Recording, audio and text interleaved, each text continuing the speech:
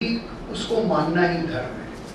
आज अपने विवेक से हम जो रास्ता तय करते हैं लोक हित में, सबके हित में, वो धर्म है। तो अगर एक इंडिविजुअल को ये लगे कि मुझे आज अपने पिता की ये बात नहीं माननी है, तो उसका न करना धर्म होगा। लेकिन ऐसा नहीं है कि न मानना ही हमेशा धर्म होगा। मैं ये इसलिए पूछ रहा हूँ हाँ, क्योंकि उस समय दशरथ ने अपने पुत्र को कहा ही नहीं था कि आप वनवास में जाओ। अगर आप पूरी रामायण ये पूरा करेंगे तो कभी कहा ही नहीं, he went on his own। नहीं, इसमें है ये जो पूरी स्टोरी है, there are many articles on it। Secondly, you can comment on it। Secondly, जो आपने अभी लास्ट में कंक्लूड किया कि हमारे कॉलेजेस में, यूनिवर्सिटीज में कभी हमारे को इतिहास का हमारा कोई रेफरेंस ही नहीं दिया जाता, पूरा एक धर्मनिरपेक्ष बनाया जाता है। और हमारे संविधान का है अनुच्छेद 30 आर्टिकल 30, जिसके कारण माइनॉरिटीज तो अपने एजुकेशनल इंस्टीट्यूट्स खोल सकते हैं और मेजॉरिटी ट्रैप हो गई कि ना उनको कॉलेज में पढ़ाया जा सकता, अपने वो खोलने से। That is the only comment. नहीं, वो आपकी बात सही है। 27 से 30 तक जो है वो एक अलग minority majority. No, that is a. हाँ, मैं जानता हूँ, लेकिन आज मैं उस पर, लेकिन यहाँ बात मैं कर रहा हूँ कि धर्मशास्त्र को पढ़ाया ही नहीं जाता। वो इसीलिए कि उसको हिंदू धर्मशास्त्र और हिंदू धर्म मान लिया गया, legal history of the country नहीं मान।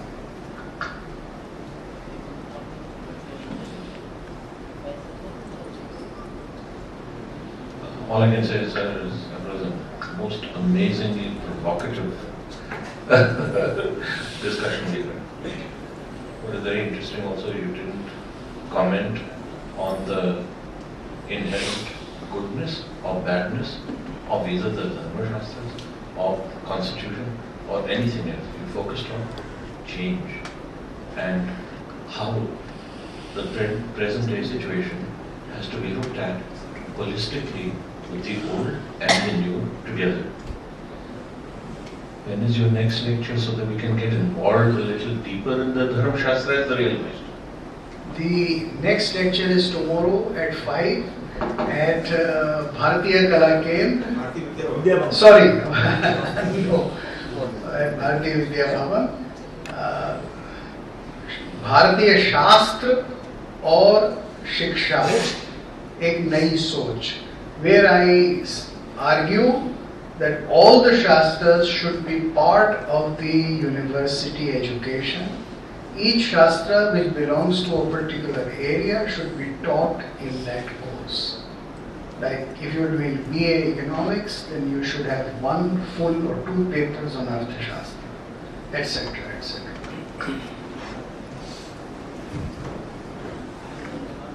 As to the state of sanitation, what is being discussed is the state of sanitation in India. Why has it reached this level? It seems to me because of the caste system, whatever its worst aspects were. Because you say that the individual should give priority to the family should give priority to the village, and the village to the nation, and so on. But in practice, what has happened is that has affected our spirit of sharing, and to that extent we concentrate only on inside the house. Everything else is polluted, and this goes on further and further. I don't know whether you agree with that or not. And why have we, if the Shastra, Dharma Shastra did not foresee or care about this, why, or cared about it, why did it deteriorate into this situation where we have made compartments which are totally dysfunctional and affects the entire population? That is one comment. And the other thing is something similar, that if we were following an enlightened culture, why has India now reached a situation where the human indicators in so many cases, in so many aspects, are the worst in the world? Is it because of invasions, or is it because of what else is it? Do you blame invasions for that, or do you blame our own weaknesses in our culture? And lastly, what do you think of the Gandhi and Ambedkar tussle, where Ambedkar wanted to do away entirely with the caste system, while Gandhiji's wanted to work within it? Well, you have too many questions. You see, the Dharma Shastras are very clear about all kinds of shauch. Shauch means purity or creating purity and cleanliness. And the Gandhian idea that cleanliness or anybody's idea is next to godliness is the Dharma Shastra idea. The Dharma Shastras very clearly lay down public sanitation and health also and how it shall be. There are details and details. Don't urinate here. If you defecate, let the sun not see your shit. In other words, you must cover it. You see, because they are prescribing things which were applicable and usable in those social conditions and environmental conditions, largely non-industrialized societies.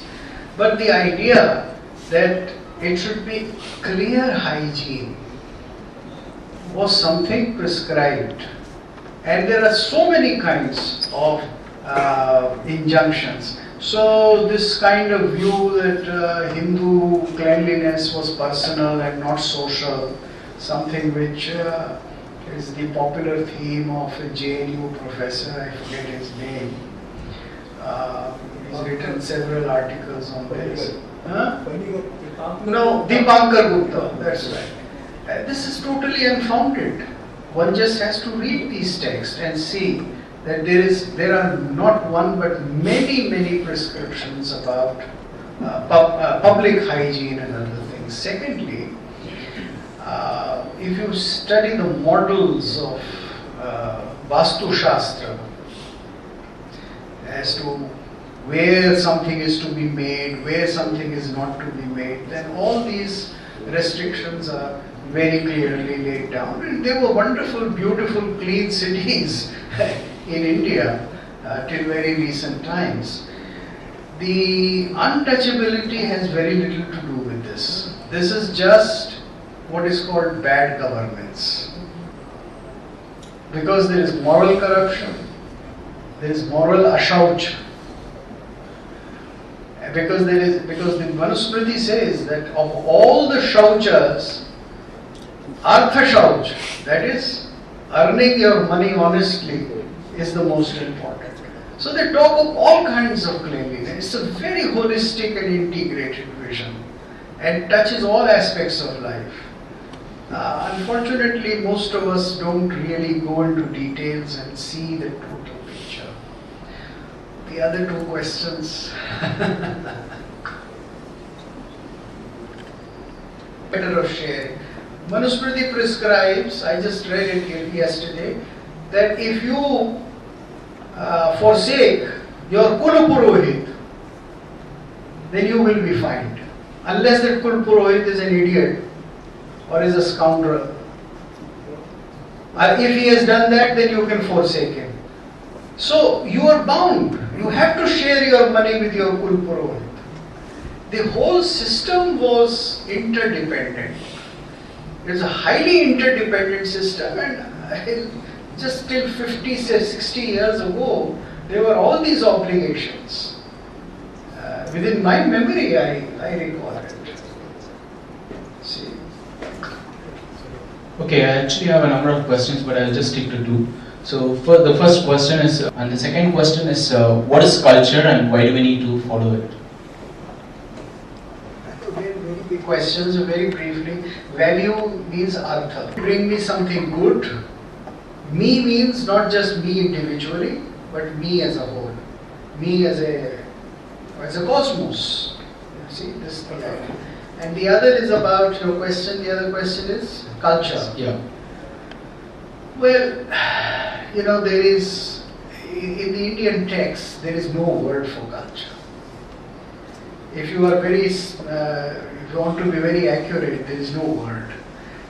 Or even for instance, the ancient Greeks had no word. Now they have a word in modern Greek called polytheismo, how you live in a good city and come from the word polis, that is the city. But culture, if you want to talk in some kind of a possible paradigm, then it only means something which is nurtured as against what nature wants you to do all the time. Nature wants me to be sluggish, but I must make an effort to be awake. Nature wants me to take away somebody else's wealth, but I must learn how to share and not take what is not mine.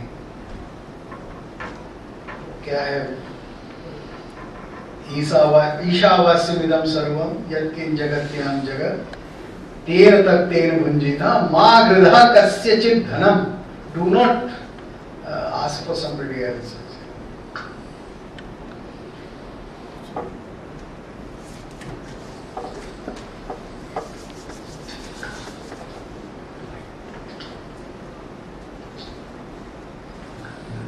I think this was a spellbinding presentation, and things will reverberate in our minds for a couple of days, if not lasting longer. I was thinking of one particular aspect. The wisdom of Dharma Shastras has been transferred from generations to generations, even during the period where education had been impeded and illiteracy and things like that came up. I remember two statements from Mahatma Gandhi, and I closely related to the essence of Dharma Shastras. First is, he said, nature is sufficient to meet the need of everyone, but not the greed of anyone. He has explained it in great detail, but the essence comes here. The second one which came to my mind sitting here was when Mahatma Gandhi wrote to Julian Huxley on the Universal Declaration of Human Rights, a charter was being prepared. He said a very short letter. He said, "My illiterate but wise mother told me much early in my life that if everyone does his duty, everybody else will get his rights." This was the dharma. We are a duty-bound society. And in duty-bound society, the question of human rights does not arise if everyone does his duty. I have never seen a statement more strengthful than this on human rights, and because these days we talk only of rights, not many people talk of duties. So these are things that happen. Another point that I would like to make, and which was coming to my mind, was that a couple of years ago a book appeared by Samuel Huntington. And this was his second book. First was Clash of Civilization, but I am referring to another one. Who are we? And he has examined the American society in this context, and he infers that American society, American culture, is a vast society, WASP, white, Anglo-Saxon, Protestant. Because present-day American society was initiated by white, Anglo-Saxon, Protestants. And those values persist, and they are proud. You come from any country, you come from any nationality, you come from any language, whatever be the diversity, the basic culture remains the same. In India, if I tell my students in the classroom that our culture emanated from Vedic culture, and I will be cautious, and if I use this term, I will be hurt. Our basic recommendation after meeting learned people like Maharaji was, in the year 2000, children must know the basics of all the religions of the people of India. They should know the commonalities and learn to respect differences wherever these exist. This will bring social cohesion and religious unity. It will strengthen secularism. The matter went to Supreme Court of India. And Supreme Court judgment was, this should have been done 50 years ago. But it was jumped when the government changed in 2004. and other history, of course, I have not mentioned here. But we have taken a lot of precautions so that acceptability is ensured, that we get related to our roots. We have said we will not talk of rituals, we will not talk of dogmas, but only the basics and essentials. And let me tell you, I met to so many people who were very vocal those days, and I said, this is what I am saying. Where am I wrong? You are right, but we have opposite politics. How do you respond to this situation? I mean, a discussion like this could really open our eyes and make us think how we can relate to our culture, and I am very concerned about we must relate to the system of generating, creating, disseminating and utilizing knowledge that was existed in this country and which now is being seen by others that it can really guide even today. Last thing that I would like to mention was that in fact we have ignored all our knowledge and the treasures of knowledge all along. Even now we are doing it. A book was published in the year 2002, Lost Discoveries by Derek Teresi, published by Simon & Schuster. I read that book in 2004. It says that the magazine Science published a list of 96 inventions and discoveries which has changed drastically the human race problem. Those which have contributed most to the what we call growth, progress and development. 96 inventions and discoveries. Only 2 are attributed to non-white, non-Western scientists. Everything else is attributed to one single category. And this is not done by some Indian, it's a group in New York. And they had pleaded that every culture must study, analyze, investigate, understand, and then reinterpret its own traditions, cultures, and particularly in the context of knowledge, because this knowledge will be a global effect even in the modern day time. I think we all thank Professor Bharat for such a wonderful presentation and giving us an opportunity to be here. Thank you very much.